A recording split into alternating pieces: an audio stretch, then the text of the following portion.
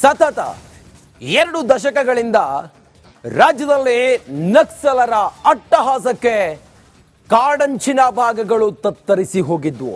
ಜನ ಭಯಭೀತಿಯಲ್ಲೇ ಓಡಾಡುವಂಥ ಪರಿಸ್ಥಿತಿ ನಿರ್ಮಾಣ ಆಗಿತ್ತು. ಆದರೆ ಈಗ ಕೆಂಪು ಉಗ್ರರು ಕರ್ನಾಟಕದಲ್ಲಿ ಅವರ ಯುಗಾಂತ್ಯ ಆಗುವಂತ ಸಂದರ್ಭ ಬಂದಿದೆ. ಇಂದು ರಾಜ್ಯದ ಅತಿ ದೊಡ್ಡ ನಕ್ಸಲರ ಶರಣಾಗತಿಯಾಗುತ್ತೆ. ಕೆಲವೇ ಕ್ಷಣಗಳಲ್ಲಿ ಚಿಕ್ಕಮಗಳೂರು ಕೋರ್ಟ್ನಲ್ಲಿ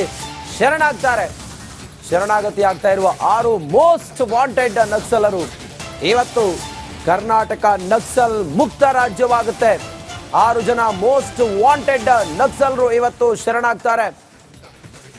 ಚಿಕ್ಕಮಗಳೂರು ಕೋರ್ಟ್ನಲ್ಲಿ ಇವತ್ತು 6 ಜನ ಮೋಸ್ಟ್ ವಾಂಟೆಡ್ ನಕ್ಸಲರು ಇವತ್ತು ಶರಣಾಗ್ತಾರೆ. ಹಲವಾರು ಪ್ರಕರಣಗಳಲ್ಲಿ ಬೇಕಾಗಿದ್ದಂತಹ ನಕ್ಸಲರು ಇವರು. ಕೇರಳ ಮತ್ತು ಗ್ರೀನ್ ಬೆಲ್ಟ್ ಭಾಗದಲ್ಲೆಲ್ಲ, ಪಶ್ಚಿಮ ಘಟ್ಟ ಆ ಭಾಗದಲ್ಲೆಲ್ಲ ಇವರು ತಮ್ಮ ನಕ್ಸಲ್ ಚಟುವಟಿಕೆಯನ್ನ ಮುಂದುವರಿಸ್ತಾ ಇದ್ರು.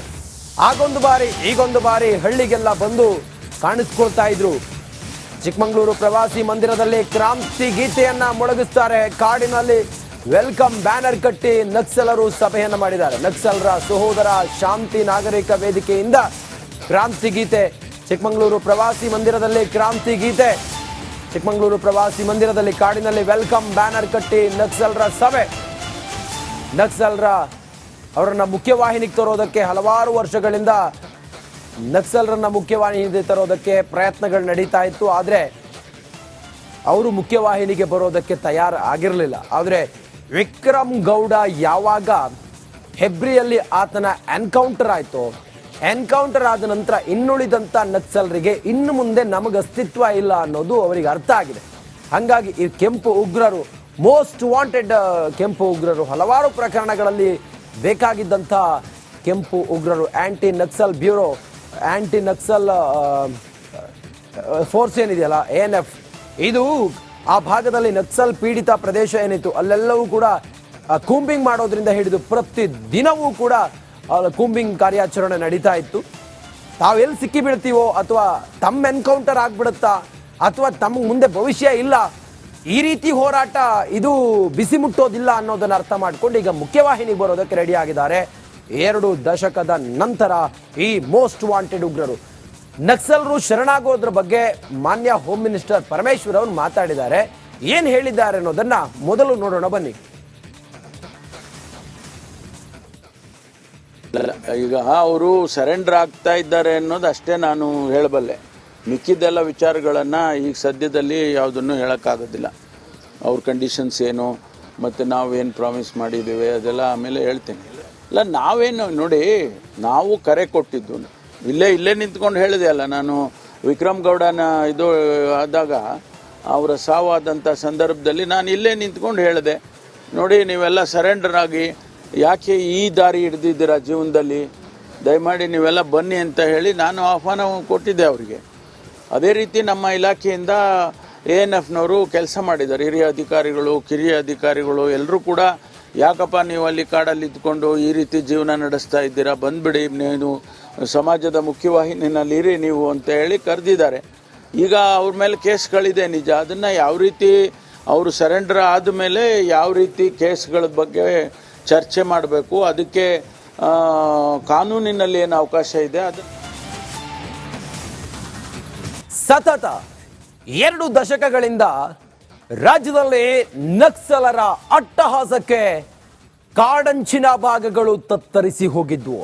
ಜನ ಭಯಭೀತಿಯಲ್ಲೇ ಓಡಾಡುವಂಥ ಪರಿಸ್ಥಿತಿ ನಿರ್ಮಾಣ ಆಗಿತ್ತು. ಆದರೆ ಈಗ ಕೆಂಪು ಉಗ್ರರು ಕರ್ನಾಟಕದಲ್ಲಿ ಅವರ ಯುಗಾಂತ್ಯ ಆಗುವಂತ ಸಂದರ್ಭ ಬಂದಿದೆ.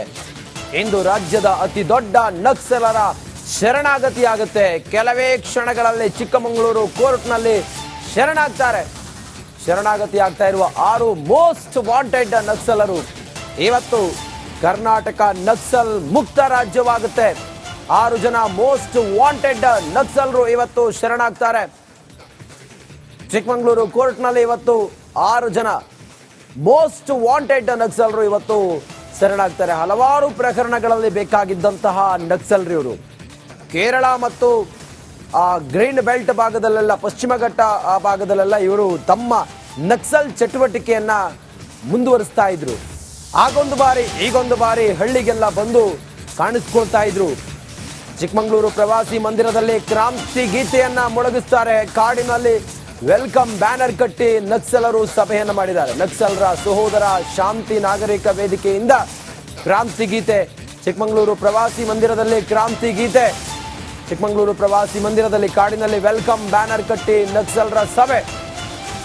ನಕ್ಸಲರ ಅವರನ್ನ ಮುಖ್ಯವಾಹಿನಿಗೆ ತರೋದಕ್ಕೆ ಹಲವಾರು ವರ್ಷಗಳಿಂದ ನಕ್ಸಲರನ್ನ ಮುಖ್ಯವಾಹಿನಿಗೆ ತರೋದಕ್ಕೆ ಪ್ರಯತ್ನಗಳು ನಡೀತಾ ಇತ್ತು. ಆದರೆ ಅವರು ಮುಖ್ಯವಾಹಿನಿಗೆ ಬರೋದಕ್ಕೆ ತಯಾರು ಆಗಿರಲಿಲ್ಲ. ಆದರೆ ವಿಕ್ರಮ್ ಗೌಡ ಯಾವಾಗ ಹೆಬ್ರಿಯಲ್ಲಿ ಆತನ ಎನ್ಕೌಂಟರ್ ಆಯಿತು, ಎನ್ಕೌಂಟರ್ ಆದ ನಂತರ ಇನ್ನುಳಿದಂಥ ನಕ್ಸಲರಿಗೆ ಇನ್ನು ಮುಂದೆ ನಮಗೆ ಅಸ್ತಿತ್ವ ಇಲ್ಲ ಅನ್ನೋದು ಅವರಿಗೆ ಅರ್ಥ ಆಗಿದೆ. ಹಾಗಾಗಿ ಈ ಕೆಂಪು ಉಗ್ರರು, ಮೋಸ್ಟ್ ವಾಂಟೆಡ್ ಕೆಂಪು ಉಗ್ರರು, ಹಲವಾರು ಪ್ರಕರಣಗಳಲ್ಲಿ ಬೇಕಾಗಿದ್ದಂಥ ಕೆಂಪು ಉಗ್ರರು, anti Naxal bureau, anti Naxal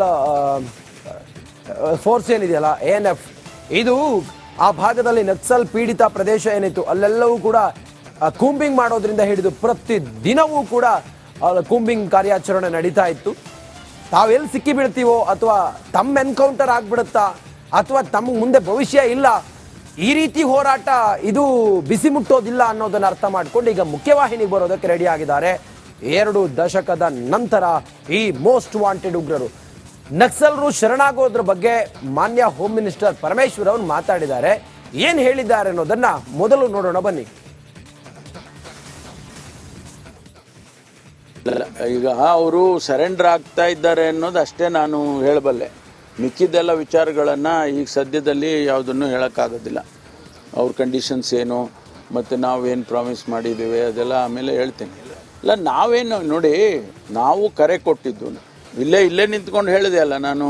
Vikram ಗೌಡನ ಇದು ಆದಾಗ ಅವರ ಸಾವಾದಂಥ ಸಂದರ್ಭದಲ್ಲಿ ನಾನು ಇಲ್ಲೇ ನಿಂತ್ಕೊಂಡು ಹೇಳಿದೆ, ನೋಡಿ ನೀವೆಲ್ಲ ಸರೆಂಡರ್ ಆಗಿ ಯಾಕೆ ಈ ದಾರಿ ಹಿಡ್ದಿದ್ದೀರಾ ಜೀವನದಲ್ಲಿ, ದಯಮಾಡಿ ನೀವೆಲ್ಲ ಬನ್ನಿ ಅಂತ ಹೇಳಿ ನಾನು ಆಹ್ವಾನ ಕೊಟ್ಟಿದ್ದೆ ಅವರಿಗೆ. ಅದೇ ರೀತಿ ನಮ್ಮ ಇಲಾಖೆಯಿಂದ ANFನವರು ಕೆಲಸ ಮಾಡಿದ್ದಾರೆ. ಹಿರಿಯ ಅಧಿಕಾರಿಗಳು, ಕಿರಿಯ ಅಧಿಕಾರಿಗಳು ಎಲ್ಲರೂ ಕೂಡ ಯಾಕಪ್ಪ ನೀವು ಅಲ್ಲಿ ಕಾಡಲ್ಲಿ ಇದ್ಕೊಂಡು ಈ ರೀತಿ ಜೀವನ ನಡೆಸ್ತಾ ಇದ್ದೀರಾ, ಬಂದ್ಬಿಡಿ, ನೀವು ಸಮಾಜದ ಮುಖ್ಯವಾಹಿನಿನಲ್ಲಿ ಇರಿ ನೀವು ಅಂತ ಹೇಳಿ ಕರೆದಿದ್ದಾರೆ.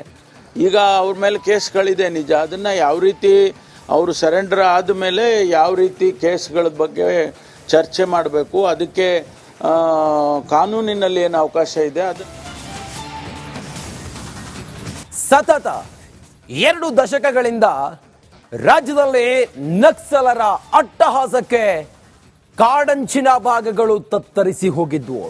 ಜನ ಭಯಭೀತಿಯಲ್ಲೇ ಓಡಾಡುವಂಥ ಪರಿಸ್ಥಿತಿ ನಿರ್ಮಾಣ ಆಗಿತ್ತು. ಆದರೆ ಈಗ ಕೆಂಪು ಉಗ್ರರು ಕರ್ನಾಟಕದಲ್ಲಿ ಅವರ ಯುಗಾಂತ್ಯ ಆಗುವಂಥ ಸಂದರ್ಭ ಬಂದಿದೆ. ಇಂದು ರಾಜ್ಯದ ಅತಿ ದೊಡ್ಡ ನಕ್ಸಲರ ಶರಣಾಗತಿ ಆಗುತ್ತೆ. ಕೆಲವೇ ಕ್ಷಣಗಳಲ್ಲಿ ಚಿಕ್ಕಮಗಳೂರು ಕೋರ್ಟ್ನಲ್ಲಿ ಶರಣಾಗ್ತಾರೆ.